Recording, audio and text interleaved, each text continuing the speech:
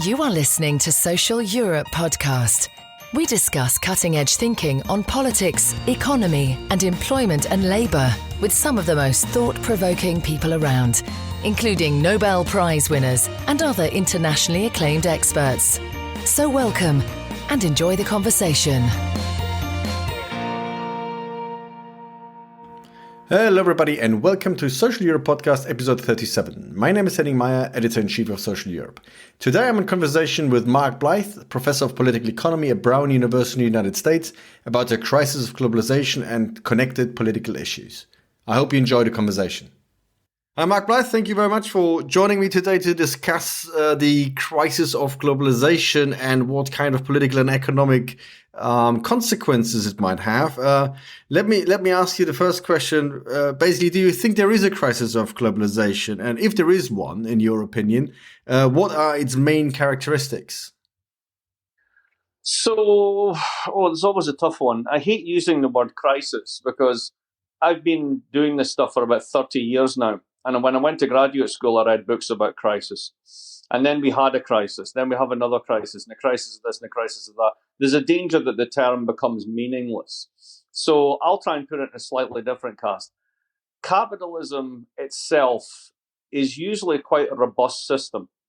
That is to say, it can not only deal with shocks, it can sometimes benefit from shocks. So depending on the type of shock. So I'll give you an example. In 2000, there was a huge equity bubble in what we call tech stocks. Those equities went to zero. All the investors in Kramer.com got creamed. Enron went bust, all that sort of stuff. But it didn't do too much economic damage to the wider American economy. And one result of that was companies called Global Crossing put hundreds and thousands of miles of fiber optics down and went bust. 10 years later, we get Netflix, which has revolutionized television around the world. So that's the way in which, when it's working well, it's kind of robust to shocks. It could even benefit from them in that kind of Talebian anti-fragile way. Now, what's happened since 2008 is not the type of shocks that you're robust to, nor do you benefit from. You have a giant real estate bust, which tends to then accumulate through the banking sector and the bailout of the banking sector into a series of public debt bailouts, which then leads to greater fragility on that side. The entire financial sector on the private side, whether it's corporates through corporate debt markets or whether it's consumers through consumer debt, are extremely levered. Wages aren't growing, which is the real big problem. Inequality has literally never been higher in many cases. And we're finally waking up to the fact that there's an environmental crisis that is very, very serious and is going to hit us much sooner than we thought. So I look at it this way. We have 15 years to solve and really make a dent in a joint crisis. And that joint crisis is one of the environment and one of inequality, and the two of them are linked. And if we do that, then we could be in a much better place. And if we don't do that, this is the serious challenge that capitalism as a model has faced since its inception. So basically, what you're saying is there has been obviously some very severe instability at the heart of the capitalist system. And what is then described as a crisis of globalization is basically just a political expression of that crisis of capitalism? Yes, but I mean, there's also something specific about globalization. And here's how I try to think about it. Earlier in my career, I spent a long time thinking about economic ideas and how they spread. And I'm hardly the only person that's puzzled over the spread of neoliberalism. But the more that I think about it now, the less that I think about neoliberalism as a set of ideas and more of a set of practices. And those practices are to liberalize, integrate, privatize, otherwise knock down barriers to competition, etc., etc. And when you do this with what were essentially national labor markets and national financial markets that were relatively closed, let's say homogenous states that looked the same, made the same stuff, and occasionally traded with each other, but kept their finances separate. Once you change that through the practices of neoliberalism and you become kind of one big market in the Polanyian sense of integrated finance and capital movements, etc., a couple of interesting things begin to happen. The first one is labor's ability to command its share of the surplus declines to zero. The strike becomes a meaningless weapon. Strikes decline functionally to zero in the Western world. And you get prolonged wage stagnation because essentially all the surplus goes to capital. There's no reason for it not to. Particularly if you can say, for example, to German trade unions, I know that you guys are great and, you're highly skilled and we do all that stuff and we talk a good game about skill formation, but you're not going to get a wage rise for 12 years because if you start agitating for one, the globalization starts 60 kilometers east of the Elbe. And if you don't shape up, we'll ship your jobs to Romania. So that's just the local version of a global story with American workers in China, et cetera, et cetera. So labor's ability to push up wages goes to zero. But there's also something interesting that's happening in financial markets and product markets at the same time. And it's kind of like the second order effect of neoliberalism, which is the following. We dumped about $17 trillion, yen, euros, and everything else we could get our hands on. And we're continuing to do so in Europe through QE-type programs, through central banks because of the financial crisis. And the weird thing is there's no inflation anywhere. In fact, Europe is still deflating. It hasn't hit its 2% target in almost a decade. So there's no structural inflation despite a massive, absolutely unprecedented monetary injection. So that's also weird. So then think about the third section, which is competitive product markets. Think about the price of a computer. Think about the price competition going on in all sectors. So if you look at what's called markup and margin data across firms, what you find, particularly in the US, but not exclusively, is that if you're a digital monopoly, you're making 50 to 60% profits. If you're a small, medium-sized firm and you're in global competition, your margins are tiny, your profits are tiny, and you're very resistant to push up wages because that literally could drive you out of business. So add this all together and you've got a very, very strange world that we haven't experienced before. One in which you're going to have structurally low interest rates because there's no inflation to combat. And we're seeing this with the Fed dialing back on this. Then you've got a world in which labor markets, you can have full employment, but it does nothing for wages, which means sustaining and perhaps making worse the inequalities that already bear there. And then in product markets, you have a kind of winner-takes-all dynamics, whereby quasi-monopolists get monopoly rents and everybody else gets the returns to perfect competition. And that seems to, in a very abstract sense, but in a very real sense, characterize a world we haven't been in before. And the consequences of thinking through that world are quite profound.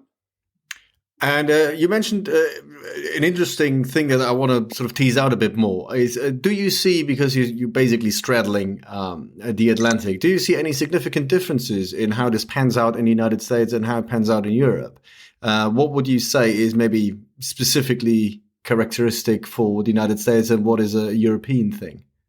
Well, let's start with the fact that, Europe still has significant welfare states and welfare transfer. So if you look at Ireland, for example, which is a very small, unrepresentative country, admittedly, because it basically lives off American FDI stocks and then being a transshipment point into Europe. But Ireland has a very high pre-tax Gini coefficient, amongst the lowest when they do post-taxes. So government policy matters, and Europe still has policies. It actually wants to do something on climate change. It's finding out that the distributional politics of that, and in France in particular, are more tough than we thought. But there's effective governance and an attempt to basically deal with these agendas. In the United States, you have a governing class which is utterly in denial about the challenges that it faces. So in a sense, what you see in the United States is the most accelerated version of these pathologies. If you don't even accept that global warming and the consequences of climate change are real, it's very hard to do anything about it. And that's a big difference that we have at the moment between America and Europe. But at the same time, 30%, I believe, of Germany's electricity is still produced by coal. Poland is somewhere around the 60% mark. I mean, we're all talking a good game, but very few of us are walking a good game. Right, and you also mentioned some of the sort of big tech companies, and if you look at sort of the discussion around digitization and what is likely to happen, I mean that stuff I'm looking at the moment. There seem to be two things happening. The one is that as these tech giants spread, they're using basically their quasi-monopoly power in one sector to basically, muscle into another. As far as I can see in the United States, there's a discussion about what kind of big tech company is going to disrupt healthcare next year, because that's a big share of GDP that is utterly inefficient in the United States. But at the same time, so basically market segmentations that used to basically shield or at least structure competition, they seem to be disappearing. And at the same time, you have user network effects that basically basically give these tech giants a big advantage to actually use these disappearing boundaries to go after all sorts of different market segment, or what used to be market segment. So are these inequality tendencies that are not least a result of this, are they likely to get worse before it gets better? Or what kind of policies do you think need to be implemented in order to address these issues? Well, this is where Europe once again is disappointed, unfortunately. The whole point of GDPR wasn't about data protection. It was essentially scaring Facebook and Apple and the rest of them into paying some taxes. Basically saying if every time that you switch on your platform, you have to click through 12 screens of approval, you're going to lose 80% of your users. Most of your business is data accumulation from your users, particularly on the Amazon and the Facebook side of things. So you really need to wisen up and play ball. And it seems that with the intervention of the Dutch and the Estonians and a few others who love tech, that's gone by the wayside. And we're going to have some kind of nominal taxation, and they're going to be able to continue to do what they want. The truly damaging thing here with these companies is what they do to innovation. If you're running a startup company here, I was talking to someone yesterday about exactly this, the ambition for their company is to be annoying enough to be bought by Amazon. Then Amazon will do what they did in the 1930s with critical technologies such as beryllium and others at that point in time for steel, which is you simply put them on the shelf and you don't roll them out because you don't want the competition to ever get their edge. So this is all market preservation and killing innovation by buying it and putting it on the shelf. And this is exactly what monopolists do. Now, we're meant to know what to do with this. It's called bust them up, but there seems to be no political will to do this.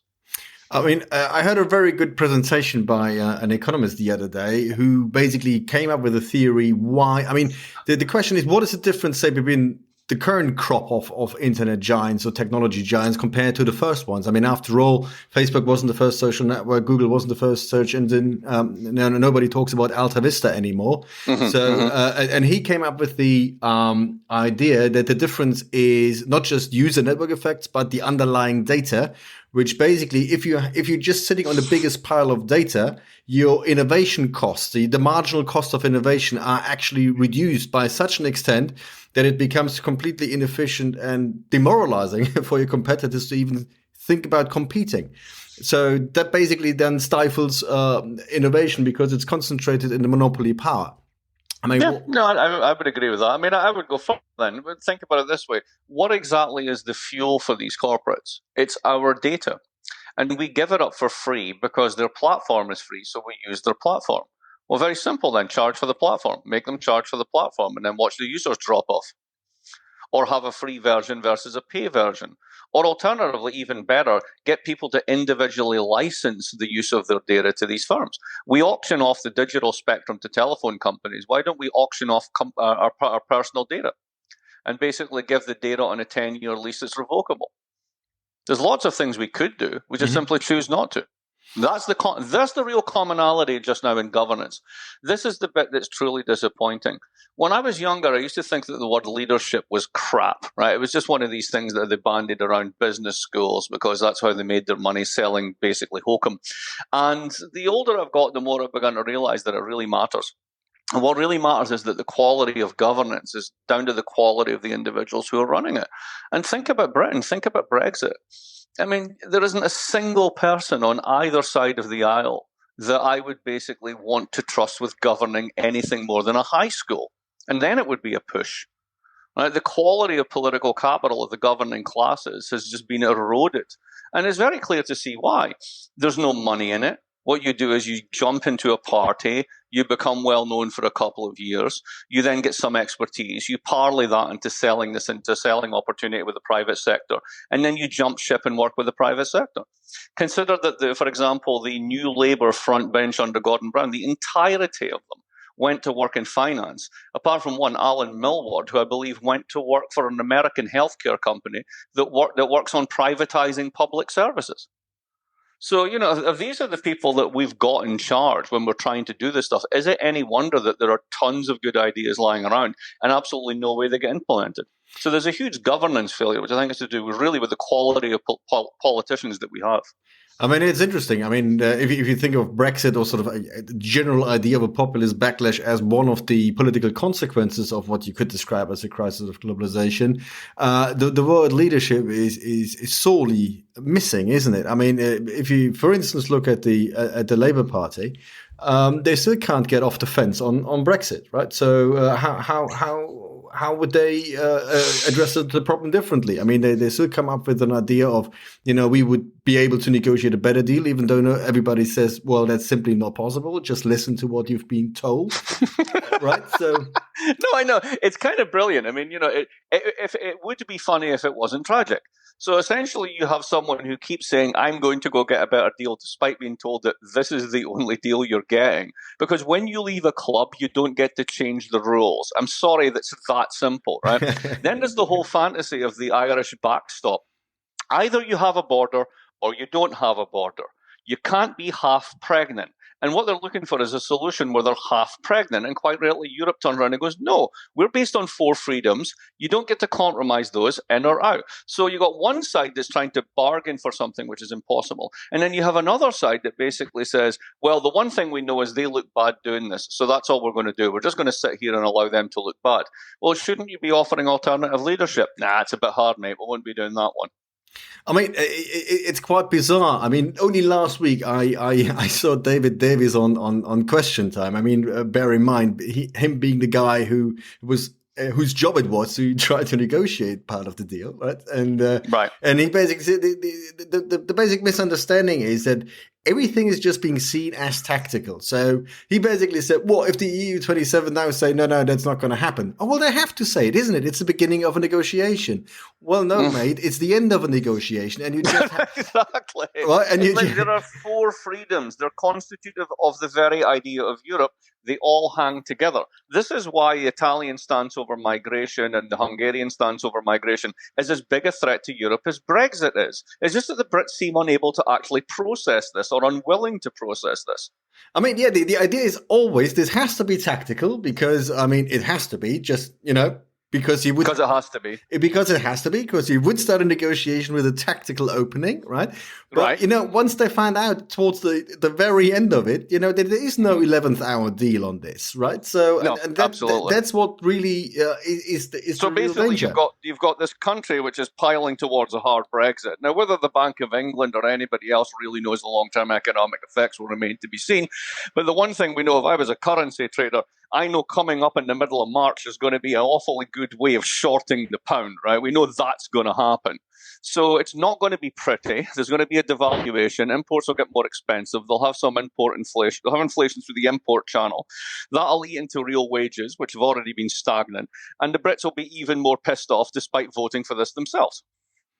Yeah, well, I mean, let's move from this bad example of governance and leadership to, ideas. I mean, at the end of the day, 2019 is also a year of European elections. Mm-hmm. So, what can be done? So, if you wanted to sort of come up or start with a policy agenda to address some of these issues, what would you do? Before we do, the one thing we do want to do is not do that. And here's why. So, this was the 2016 election, right? So, in a sense, what we've run across the world during the globalization era is a kind of meritocracy. And the meritocracy is people like you and people like me and people who are slightly different from us, but nonetheless went to the same universities and studied the same courses. We get to run everything. And we become the technocratic class. And the technocratic class really has nothing to do with the rest of society. We send our kids to the same schools, we read the same newspapers, we have the same social habits, and we're a kind of transnational class, right? I mean, I was part of this. I saw it emerging, right? Now, you got everybody else who lives a very different life where wages aren't rising, their real-term costs are going up. The politicians are telling them there's no inflation, but it seems that the cost of everything nonetheless is going up for them in real terms. And there's a disconnect between the two. Now, go back to the story about globalization and how it emerged, right? The first thing neoliberalism did, in a sense, was to globalize labor markets and thereby render labor's ability to command its share of national income obsolete. Then you have that product market effect, and it eats through product markets. So in a sense, what happened was all of the little cartel structures, corporatism in Germany, let's think, product market coalitions, all that sort of stuff, that kept the national economy insulated, right? All the little rules about who could buy your stocks on the stock market, etc. All of that was stripped away. And once all that was stripped away and everything really did go global, then you got a question as to what happens to the political party structures. Because what made all those little labour market cartels and cushy arrangements possible, and what made all those product markets safe for domestic companies and all the rest of it, were the political classes that mediated that post-war compromise that were based everywhere on either a two-party system, Labour and Conservative, or a majoritarian coalition system of the type that you had in Germany. Now, you've destroyed the labour market cartels, you've destroyed the product market cartels, you've globalized everything. What's the point of the existing parties? They don't really have one. They were there to stabilize structures that no longer exist, which is why they're strangely clueless about what's going on. So the thing we don't want to do is to say, well, let's hand it over to the technocrats. Let's get some policies. We'll have some policies. Senator Clinton had hundreds of policies. They were all ranked. You could see the RCT that they were scored against to prove that they worked. And we could just add them together, and that was a platform. Except it's not. Because what people are crying out for is a vision, a reason to believe in something. What they actually want is someone explaining them why, if global warming is so important, why they have to pay through their wallets through a diesel tax when people that own yachts seem to get off scot-free. What they need is somebody to explain to them why it is that inequality has gotten so out of whack and our politics is run by the very people who are sitting at the top of the pile pulling the strings of the politicians. They're not stupid. We think they're reading fake news. They're not. They're just looking for an alternative account because they don't believe a word that comes out of our mouths anymore. So until we actually get over the fact that the post-war party system is dead, populism is the new normal, that we somehow reconfigure political action to basically create new parties and new structures or renovate old parties and move forward with a much more progressive agenda, then we can talk about policies. But just simply going, what are we going to do in terms of policies? We tried that in 2016. It was a disaster.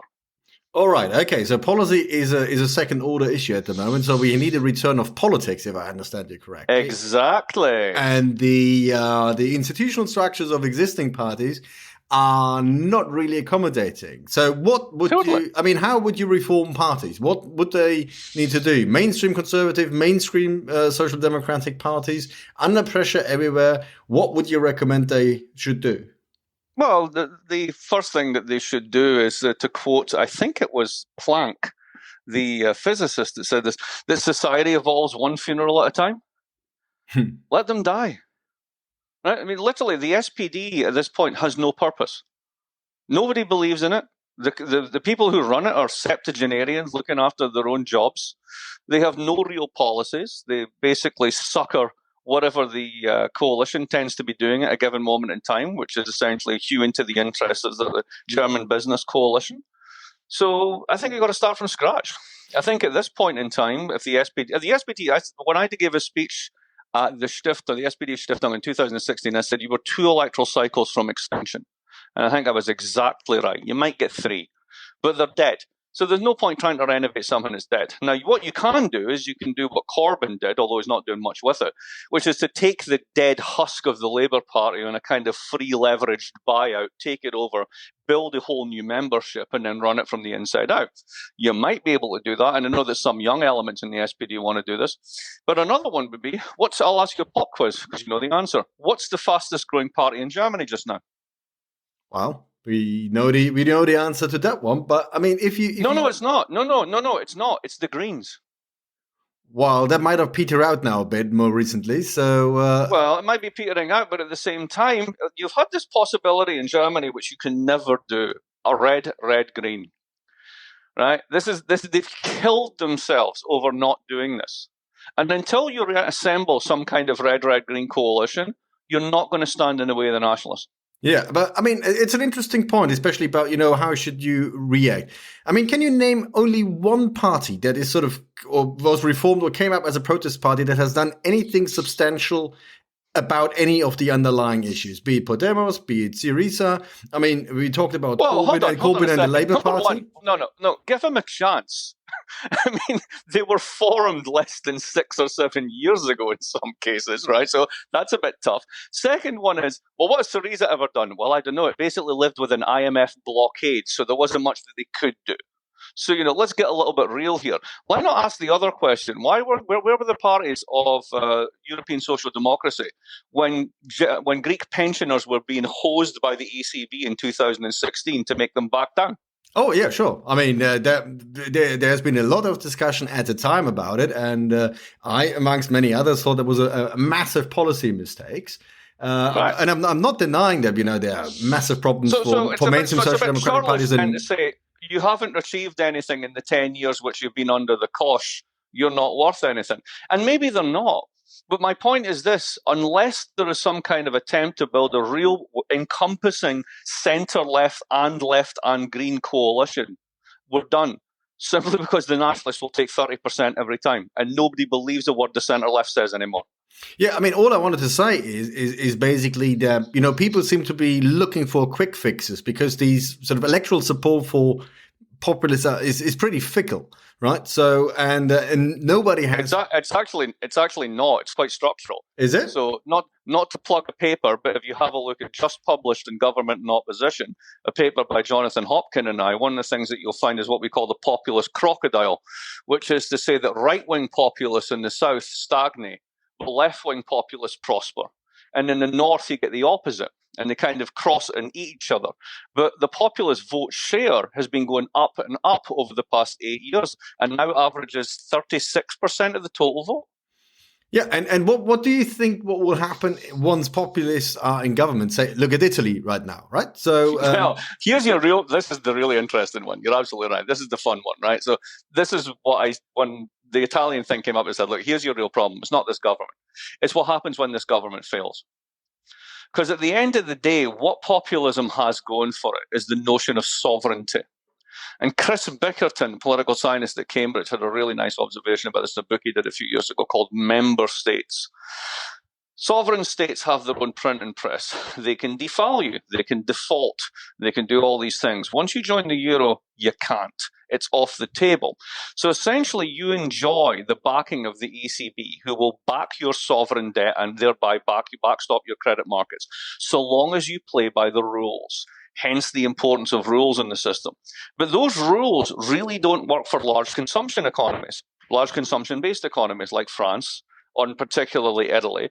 They work for the ones that can globalize their supply chains through Eastern Europe and then sell their stuff to the rest of the world and suck in demand from abroad. But that's Germany, the Eastern Europeans, and some of the North. So you have a real North-South split on this. So the populists will come to power in Italy. They may even come to power in France. And then they're going to find out, unless they leave the euro, there's not much they can do. But if they leave the euro, they'll destroy probably somewhere in the region of 40% of national savings while trying. That's not a good option. So you've now got people in charge who said, screw them all, we'll change everything. And they're not going to change anything. What does that do to democracy and people's faith in democracy? I mean, that's exactly what I wanted to get to, right? So the constraints are in many cases not just confined to the national circumstances, and even though the initial expression might lead to a populist government of sorts, without actually triggering a cataclysmic event, they won't be able to do very much about these issues. So, right. So what happens is, on electoral cycle 1, since the crisis, whoever was incumbent gets thrown out, and whoever was, in a sense, the establishment opposition got in. Electoral cycle 2, the establishment opposition, who is now the government, is voted out. Half the time, the old establishment incumbents in 2008 got back in, but then had to share power with populists. Or populists themselves massively increased their vote share, typically eating away at centre-left. So run the next electoral cycle. You will have more populism, more collapse of the centre-left going on, because it won't be able to reconfigure itself in any important way. And more of these people will get into power, and they will fail. And I really worry about that, because when they fail, we could say, well, good, because they're all idiots and they've got stupid policies. Yeah, but what does that do to the public's faith in democracy? Because they're basically saying you can vote for the radical alternatives and you still don't get to change anything. That's exactly the point. I mean, and that's why it hinges. So you've given up hope that there is some ways to reform, not just party structures. Party structures is just a function, but I mean basically reforming the political economy, which is basically the constraint on many of these issues. I think that it can be done if there is activism to try and do it. If basically remnants of the, let's say, progressive forces actually realize that unless they hang together, they will definitely hang apart. And we're really at that moment. And Germany is the classic example for this again. Like, if you'd have done red, green 6 or 7 years ago, we could have been in a completely different space now, but it wasn't done.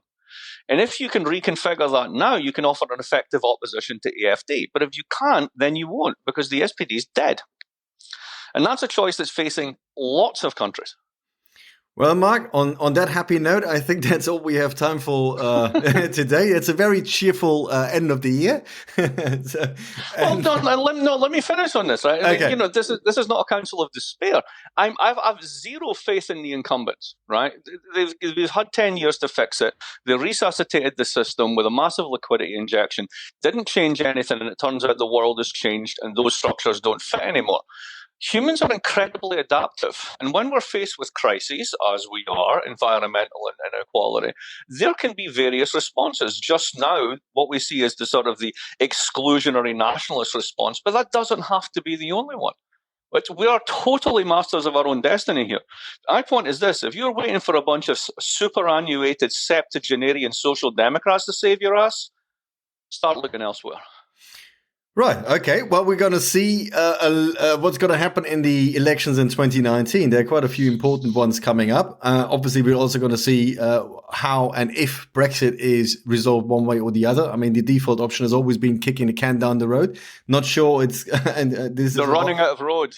Exactly. Yeah. So the can is still there, but the road might be at the end. Exactly. The can's got bigger, the road's got shorter. Time to fix this. All right. Okay, Mark, thank you very much for joining me today, and I'll speak to you in the next year. Absolutely. All the best. Bye-bye. Thank you very much for listening. We hope you enjoyed it. Make sure you don't miss future episodes by subscribing to Social Europe Podcast. You can also read our articles on www.socialeurope.eu and follow us on Facebook and on Twitter @Social Europe. Until next time.